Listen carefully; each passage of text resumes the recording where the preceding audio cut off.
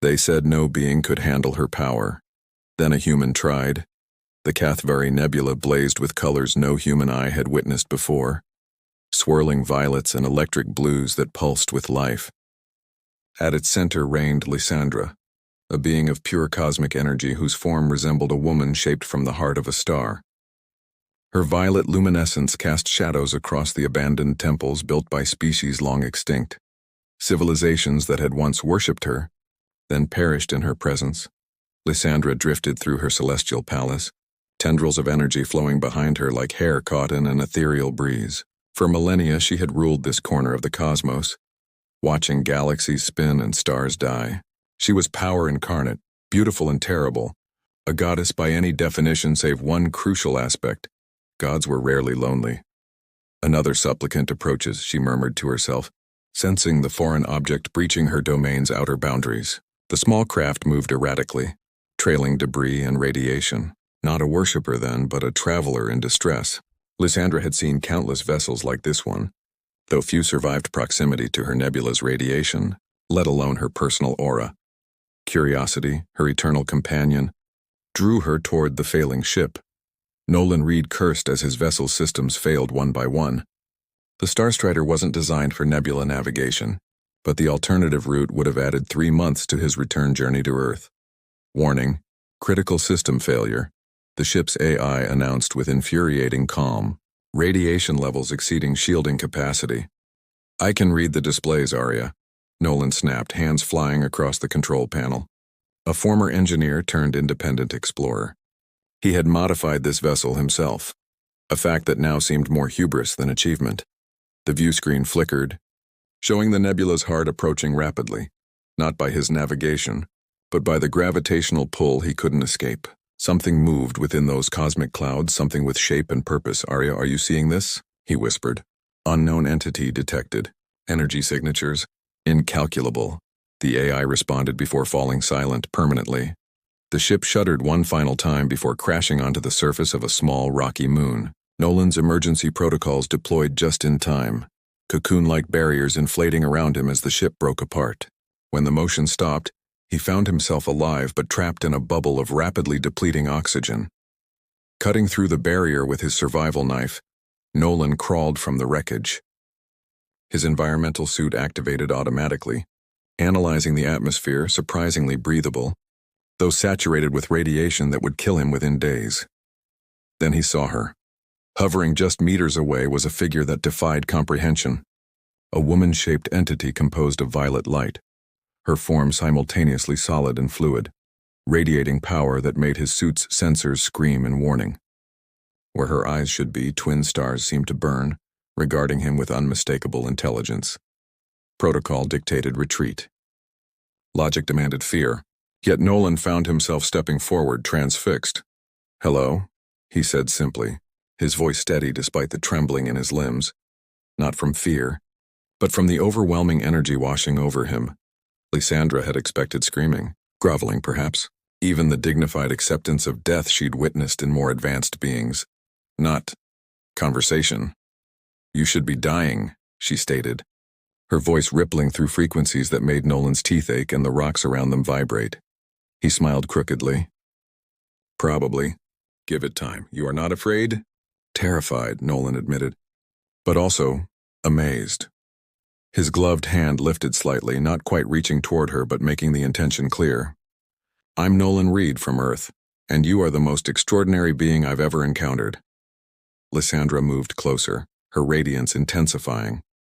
The surface of Nolan's suit began to bubble and warp from the heat, yet he didn't retreat. In all her existence, no creature had ever stood their ground before her like this. "I am Lysandra, Empress of the Cathvari," she said, modulating her energy to avoid killing him instantly. "And you, Nolan Reed of Earth, are either the bravest or most foolish creature to enter my realm." His laughter surprised her, bright and genuine despite his dire circumstances. "Probably both," he replied, swaying slightly as his suit struggled to maintain integrity.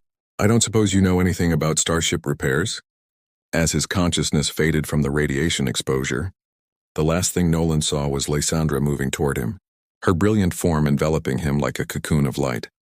For the first time in eons, The Empress felt something new, concern for a life not her own.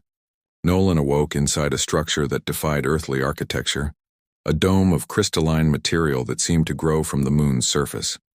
Somehow his radiation levels had normalized, and his broken suit had been removed, replaced by a shimmering fabric that felt cool against his skin. "You survived," came Lysandra's melodic voice rippling through the air. She hovered at the edge of the chamber, her violet radiance dimmed to a tolerable level. "Few organics manage that feat in my presence." "Did you heal me?" Nolan asked, sitting up cautiously. "I created a buffer zone." She gestured to the dome. "This structure filters my energy and the nebula's radiation. Outside these walls, you would perish within hours." Nolan studied his surroundings with an engineer's eye. The molecular structure must be incredible. Some kind of crystalline lattice that absorbs radiation. Lysandra tilted her head, the gesture surprisingly human. "You speak of science when most would speak of miracles." "Where I come from, advanced science and miracles look remarkably similar," he replied with a smile, then grew serious. "My ship? Irreparable by your standards. Parts have melted into the moon's surface." Over the next several days, Nolan salvaged what he could from the wreckage. Lysandra observed his work with growing fascination, maintaining a careful distance that, nonetheless, decreased incrementally with each encounter. "Your species is remarkably adaptable," she noted as he jury-rigged a communication device from the ship's remains. "Necessity and stubbornness," he replied, wincing as he cut his finger on a metal shard. A drop of blood purled on his skin. Lysandra moved closer than she'd ever dared. "You bleed." "Humans tend to do that," he said with a wry smile. "I have never bled," she murmured. "My form is energy, constantly regenerating. I cannot be wounded as you can." "Sounds lonely," Nolan said without thinking. The light around Lysandra flickered, the equivalent of a startled blink. "Loneliness requires understanding connection. I have known only separation." That evening, as Nolan worked by the light of a salvaged power cell, he found himself sketching designs in his tattered notebook, not for ship repairs, but for something else entirely. "What are you creating?" Lysandra asked, her form illuminating the pages. "Just an idea," he said. "A theoretical interface that might allow me to exist closer to your natural state without, well, melting. You wish to approach me?" The concept seemed to perplex her. "Is that so strange?" he asked, looking up at her luminous form. "No being has ever sought proximity to me except in worship or death." Nolan set down his pencil. "Then they've missed something extraordinary." For the first time in her existence, Lysandra felt a fluttering sensation in her energy core, something akin to what humans might call a heartbeat. Weeks passed. Nolan's distress signal continued broadcasting into the void, but his attention had shifted entirely to a new project, a specialized interface suit designed to withstand Lysandra's energy. "The principle is similar to how your crystal dome works," he explained, showing her his schematics. "But instead of keeping you out, it regulates the energy flow between us." Lysandra hovered nearby, closer than she would have dared when they first met. "You truly believe this will work?" "Theoretically. The material from your dome combined with components from my ship's radiation shields." He shrugged. "It's worth trying." As they worked together, Lysandra manipulating materials Nolan couldn't touch, Nolan providing the engineering expertise, something shifted between them. Conversations that once centered on survival now wandered into personal territories. "Have there been others like you?" Nolan asked one evening as they watched twin meteors streak across the nebula. Lysandra's light dimmed slightly. "Once, long ago. We were birthed from the same stellar nursery, but as we evolved, they chose physical form over energy. They died as corporeal beings do." "I'm sorry," Nolan said softly. "It was their choice. They feared eternity." She moved closer to him, her energy making the hairs on his arms stand up despite the dome's protection. "What do you fear, Nolan Reed?" He looked directly into her starlit eyes, leaving things unfinished. The prototype suit was completed 3 days later, a marvel of human ingenuity and cosmic materials. It gleamed with an inner light, circuitry running through it like veins. "If this works," Nolan said, "fitting the final connections, I should be able to withstand proximity to your natural form for short periods." "And if it fails?" Lysandra's voice carried an unfamiliar tremor. "Then we'll know more than we did before." He smiled reassuringly. Though the risk was substantial, the test began cautiously. Nolan donned the suit inside the protective dome, then signaled for Lysandra to gradually increase her energy output. The suit's exterior began to glow as it absorbed and redistributed her power. "How do you feel?" she asked. "Good. Warm but manageable." They proceeded to the dome's threshold. As Nolan stepped beyond the protection, his confidence surged. The suit was working, converting her deadly radiation into manageable energy. Then, without warning, a solar flare from the nebula struck the moon's surface. The sudden power surge overwhelmed the suit's circuits. Nolan collapsed with a cry of pain as electricity arced across his body. Lysandra's scream of anguish rippled through space itself as she dragged his unconscious form back into the dome, her energy fluctuating wildly with distress. For the first time in her existence, she feared for someone else's life more than she feared her own destructive potential. Hours later, when Nolan finally stirred, Lysandra hovered as far from him as the dome would allow. "I nearly killed you," she said, her voice barely audible. Nolan touched the burns on his arm, then looked up at her with determination rather than fear. "No, we nearly succeeded." "I cannot risk your life again," Lysandra insisted. "That's not your choice to make." Nolan sat up despite the pain. "The suit worked until the flare hit. The concept is sound, we just need better stabilization." "Why?" she demanded, her form flaring with frustration. "Why risk yourself this way?" The question hung between them, a challenge and a plea. Nolan's voice softened. "Because some connections are worth the burn." In the silence that followed, something fundamental shifted between them. A recognition that what they were building was no longer just a bridge between different physical states, but between two souls who had never expected to find understanding in the vast emptiness of space. Recovery came slowly for Nolan. The burns from the failed prototype healed, leaving faint silver patterns across his skin that resembled the nebula itself, permanent reminders of how close he'd come to crossing the threshold between their worlds. Lysandra maintained her distance during his convalescence, convinced her proximity would only delay his healing, yet her absence was a presence of its own, a void he felt more keenly than pain. "You're avoiding me," Nolan said when she finally appeared at the dome's edge after days of absence. "I am protecting you," she corrected, her violet luminescence subdued. "My nature is destruction, Nolan. I cannot change what I am. I never asked you to."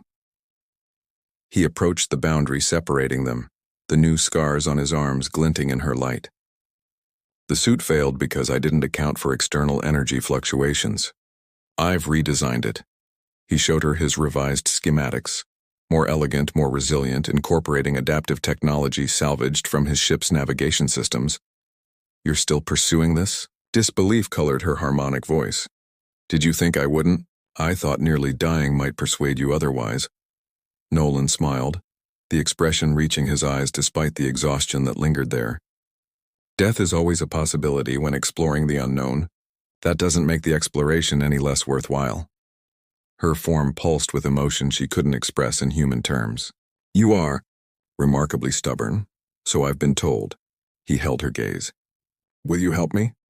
The second prototype took shape more slowly, each component tested rigorously before integration. Nolan insisted on redundant safety systems and emergency protocols that would sever the connection if his vital signs faltered. As they worked, the distance Lysandra had imposed gradually dissolved. Their conversations deepened, spanning the vast differences in their experiences of existence. "Do you remember being born?" Nolan asked as he calibrated a sensor array. "I remember becoming," she said thoughtfully. "There was the stellar nursery, heat and pressure and potential, and then awareness unfurling like the nebula itself. Not sudden but gradual." She hovered closer. "And you?" "Nothing before about age 3. Riding on my father's shoulders during a thunderstorm. I was terrified and thrilled at the same time." He glanced up. "Not unlike how I feel now." The completed suit gleamed with an inner light that echoed Lysandra's own. Unlike the first prototype, this one seemed almost alive, responsive, adaptable. "It's ready," Nolan said finally. The test began as before, inside the dome's protection. The suit activated with a soft hum, energy converters cycling smoothly as Nolan moved toward the threshold. "If anything feels wrong," Lysandra began, "I'll retreat immediately," he promised. Nolan stepped beyond the dome's protection. The suit's exterior began to shimmer with absorbed energy, but the internal temperature remained stable. Lysandra approached cautiously, her form dimmed to its lowest radiance. "I can withstand more," Nolan encouraged. Gradually, she allowed her natural brilliance to emerge. The suit's systems adjusted in real time, the crystalline components singing with the effort of conversion. They stood mere meters apart, closer than they had ever been without the dome between them. Nolan extended his gloved hand, palm upward, in invitation. Lysandra hesitated. "If I touch you directly—" "The suit is designed for this," he said softly. "Trust me." Their contact began as the barest brush of energy against his gloved fingertips. The suit hummed louder, dispersing the power in controlled channels throughout its structure. Emboldened, Lysandra allowed her form to make fuller contact. The sensation overwhelmed them both. For Nolan, it was like touching lightning tamed into silk. For Lysandra, it was the first time she had experienced contact without destruction. Her energy flowed around him through the suit's pathways, creating a circuit of connection that transcended physical boundaries. "I can feel your heartbeat," she whispered, her voice harmonizing with the suit's resonance. Nolan nodded, unable to speak as her energy enveloped him in a cocoon of violet light. Within the protection of his creation, he reached up to where her face would be if she were human, his fingers tracing the contours of pure energy. "This is what it means to touch," she said in wonder. "This is what I've missed across eons." When they finally separated, returning to the safety of the dome, neither was the same. The threshold had been crossed, not just between their different forms of existence, but between isolation and intimacy. That night, as Nolan slept, Lysandra watched the steady rise and fall of his chest, contemplating the fleeting nature of human life against her eternal existence. For the first time, immortality felt not like power but like the promise of inevitable loss. 3 Earth months after his crash landing, Nolan's distress signal received a response. A trading vessel from the outer colonies had detected his broadcast and altered course to investigate. "They'll be here within 2 weeks," he told Lysandra. His expression conflicted as he deactivated the communicator. Her light flickered uncertainly. "You will leave then?" It wasn't a question, but Nolan answered anyway. "I don't know." The admission hung between them. They had spent the past weeks refining the interface suit, extending the duration Nolan could spend in direct contact with Lysandra's energy. Each success had brought them closer, blurring the boundaries between their fundamentally different existences. "Your world is elsewhere," Lysandra said, her voice carrying harmonics of resignation. "Your people, your life. My life is also here now." Nolan gestured to the dome they'd expanded together, to the equipment they'd salvaged and transformed. "With you. For how long?" Her form pulsed with intensity. "Your species lives but briefly, Nolan. Even if you stayed, I would watch you age, diminish, die." "All relationships face challenges," he said with a wry smile that didn't reach his eyes. "Ours just happened to include the minor complications of different physical states and lifespans." Lysandra moved closer, her energy making the air between them shimmer. "I have watched civilizations rise and fall, stars burn out. I have never cared before. I do not know if I can bear it." The days before the rescue ship's arrival passed in a strange limbo. Nolan spent hours in the interface suit, holding Lysandra's essence as they floated through the nebula together. Each moment felt precious and finite, charged with the weight of impending choice. 3 days before the scheduled rescue, Nolan awakened with a clarity that had eluded him for weeks. "I know what we need to do," he said, already reaching for his tools. The idea was audacious, not merely an improved suit but a permanent integration of human technology and cosmic energy. A symbiosis that would allow him to exist partially in her state of being, while she could manifest in a form that wouldn't destroy everything it touched. "It would change you," Lysandra warned as she studied his designs. "Parts of you would no longer be fully human, and parts of you would be bound to physical form," he countered. "We'd both be sacrificing something of our original nature. For what purpose? Balance, harmony." Nolan met her gaze steadily.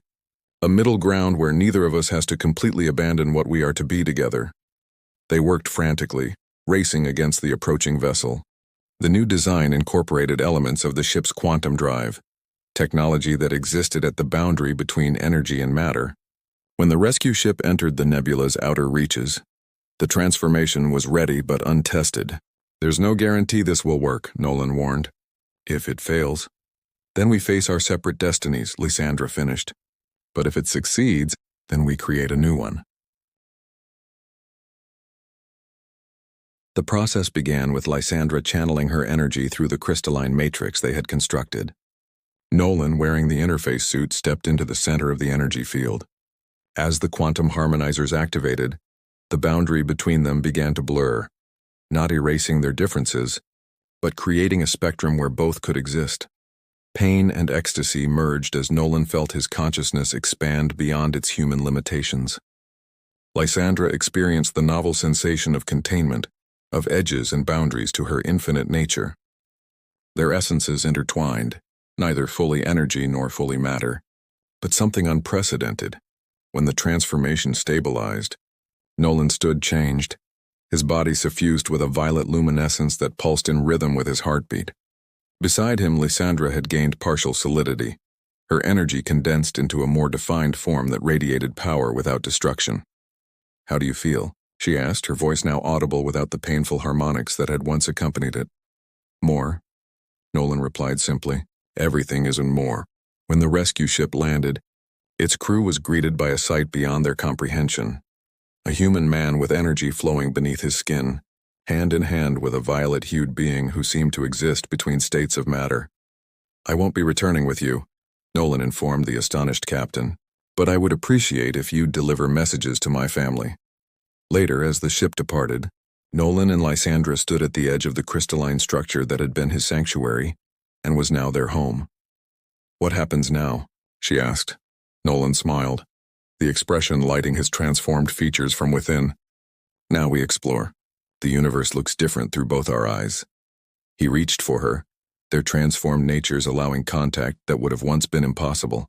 In the space between them, not human, not cosmic, but a harmony of both. They had found something neither had believed possible, a love that transcended the very fabric of existence. As the nebula swirled around them in shades of violet and blue, Lysandra rested her head against Nolan's shoulder, feeling the steady rhythm of his partially transformed heart. "Will you regret this choice?" she whispered. "When centuries pass and your human world changes beyond recognition?" Nolan looked out at the cosmos that awaited them. Stars and planets and phenomena no human had witnessed, experiences no energy being had shared. "I never wanted a normal life," he said, the violet light within him pulsing with certainty. "I wanted an extraordinary one."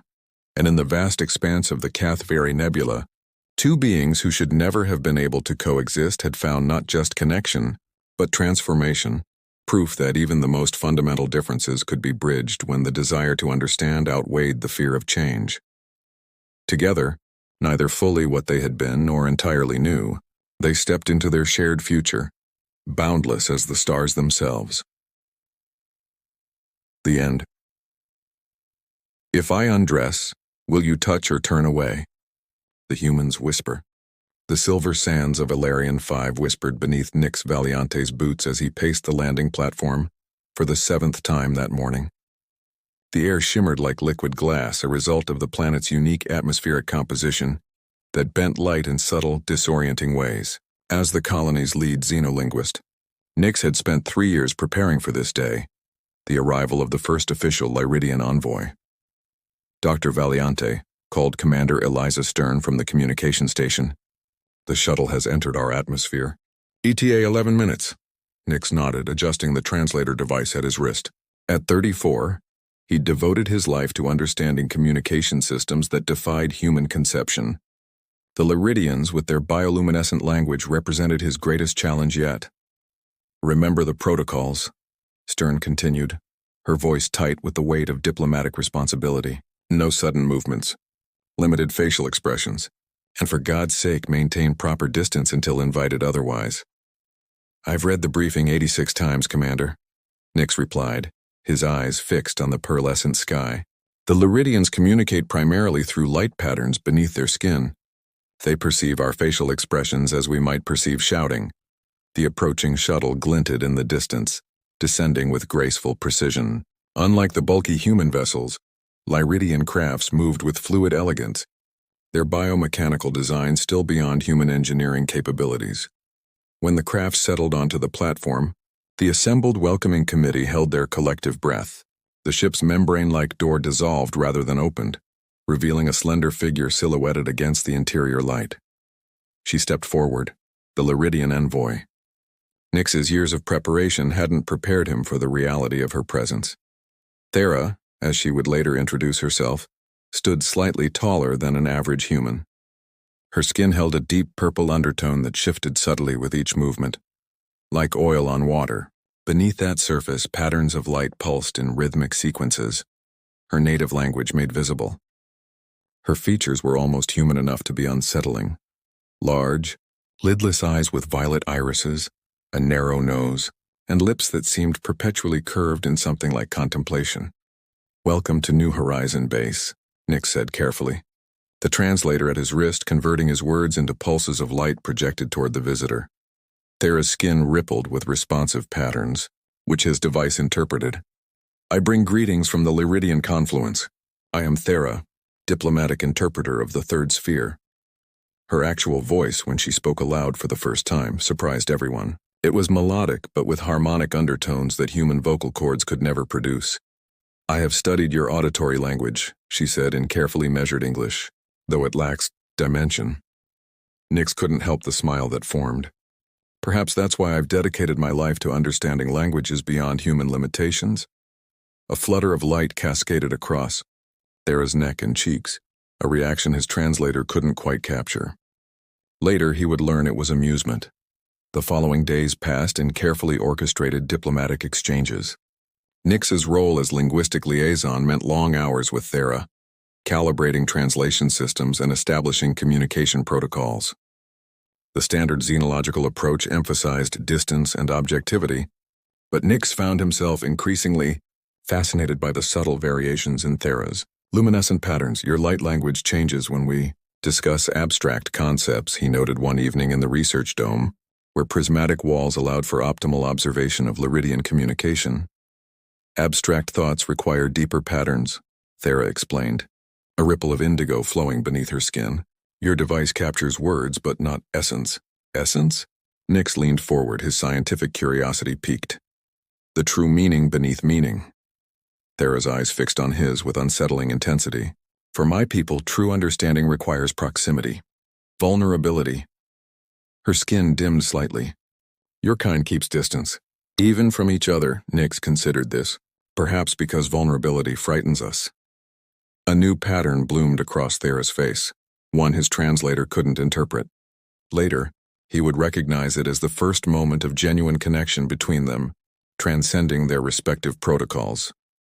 "Then we have that in common, Dr. Valiante," she said softly, "the fear of being truly seen." As the twin suns of Alarian 5 set beyond the horizon, casting the research dome in amber light, neither human nor Lyridian realized they had taken their first steps on a path that would forever change the relationship between their worlds. 3 weeks into the diplomatic mission, Nyx found himself defending Thera's cultural practices to Commander Stern for the third time that week. "The Earth Council is getting impatient," Stern said, scrolling through the latest transmission. "They expected a preliminary treaty draft by now." "Lyridian diplomacy doesn't work on human timelines," Nyx replied, gesturing to his notes. "Their concept of agreement requires emotional consensus, not just intellectual." The commander's face tightened. "We're not here for a cultural exchange, Doctor. We're here to secure mining rights to the Northern Hemisphere." "With respect, Commander, that attitude is precisely why previous attempts at negotiation failed." Nyx stood his ground. "The Lyridians perceive intention as clearly as words. If we approach this as transactional rather than relational, we'll never gain their trust." After Stern reluctantly left his lab, Nyx rubbed his temples and turned to find Thera standing in the doorway, her skin pulsing with subtle violet patterns that his translator interpreted as concern. "You defend my people's ways," she observed, moving into the room with that characteristic fluid grace. "Even against your own leadership." Nick smiled wearily. Understanding precedes agreement. I'm just doing my job. Is that all it is? Thera asked, the patterns beneath her skin shifting to a deeper purple hue. The translator beeped with uncertainty, displaying nuanced inquiry, exact meaning unclear. This happened increasingly often, moments when the technology failed to bridge the gap between their forms of expression.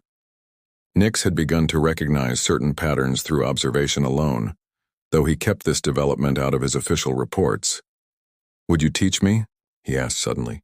Not just the formal light language, but how you truly communicate with your own kind. Thera's luminescence brightened, rippling across her features in what Nix had come to recognize as surprise.